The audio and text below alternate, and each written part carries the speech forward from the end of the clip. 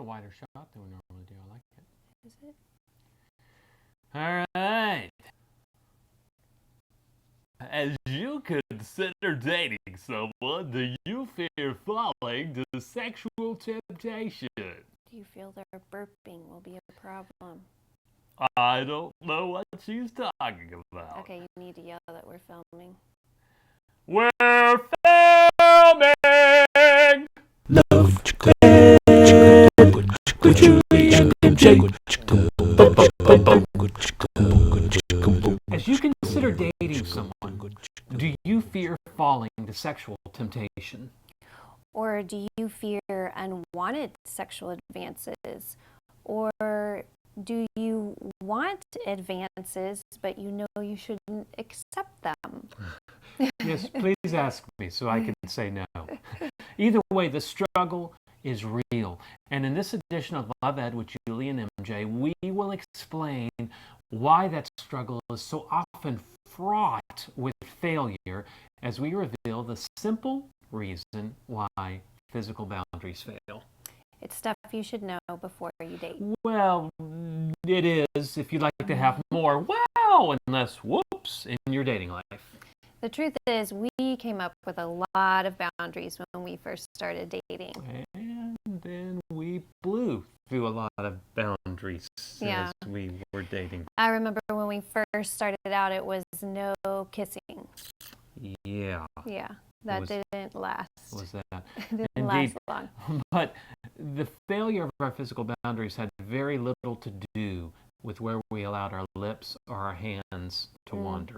The problem was where we allowed our minds to wander. Because the largest sex organ in the human body, yes, for both males and females, guys, is the brain. Which, by the way, is one of the reasons why staying away from porn and other sexually stimulating material, i.e. shades of gray, ladies, is so key. Because the whole purpose of porn is to get your mind racing sexually. Exactly, but if you cannot control your mind, or in fact, if you were training your mind to be out of control when it comes to people that you can't actually touch or kiss, then can you see how you're setting yourself up for abject failure when you actually are dating someone that you can really touch and kiss? Bottom line, trying to exercise self-control over your body will ultimately never work if you can't or won't exercise self-control over your mind. That's right. And so physical boundaries that do not take into account both your mind and body are eventually going to fail.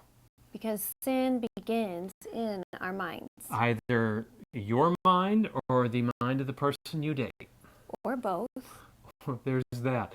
James 1 tells us that each person is tempted when he is lured and enticed by his own desire. And that's where temptation really starts, in a mind that is driven by desire. James 1 goes on to conclude, then desire, when it is conceived, gives birth to sin. And sin, when it is fully grown, brings forth death. So you have to live in that reality and come up with boundaries that help you control your thought life and not just your body. But that sounds like a lot of work. Well, yes, I suppose pursuing holiness is a lot of work. But any noble goal is worthy of the effort necessary to attain it. But maybe for you watching this, you're not convinced yet that sexual purity is something that's going to pay off or be worth the effort for you. What? Yes, some people think it's going to be too hard or too little payoff. Oh, that's just poppycock. Yeah, well, whatever that is. And then there's people who are already dating and aren't staying sexually pure. Well, they obviously haven't heard of the top 10 benefits of saving sex for marriage, have they? I guess not, but they can by clicking on the link on the screen. Whether or not you think sexual purity is as important as Julie and I believe it is after 20 plus years of marriage, we don't think it has to be all that complicated. It doesn't. We have just one single sex boundary that can empower you to exercise self-control not only over your body but also your mind. Pardon me, but did you say one single sex boundary? Yes, sir. Well, I could be wrong, but that sounds like stuff you should know before you date. It is.